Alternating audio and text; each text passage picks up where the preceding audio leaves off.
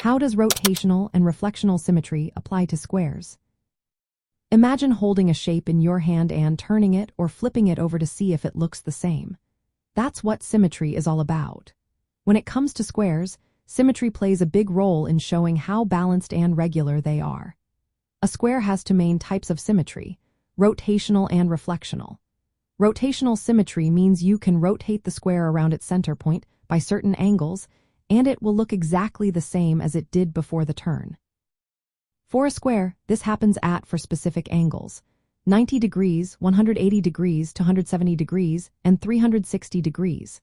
This means if you turn a square a quarter turn, a half turn, or 3/4 turn, it still looks unchanged. Because it matches itself 4 times during a full rotation, we say it has an order of rotational symmetry of 4. The point where the diagonals cross is the center of rotation, and it's also the middle of the square.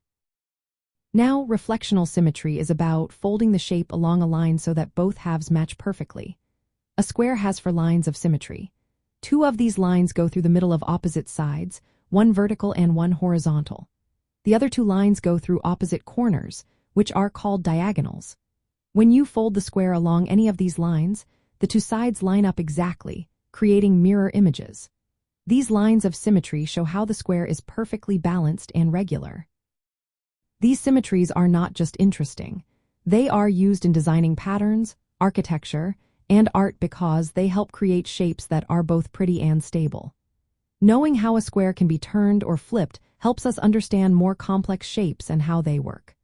So, in simple words, a square's rotational symmetry means it can be spun around and still look the same at certain angles.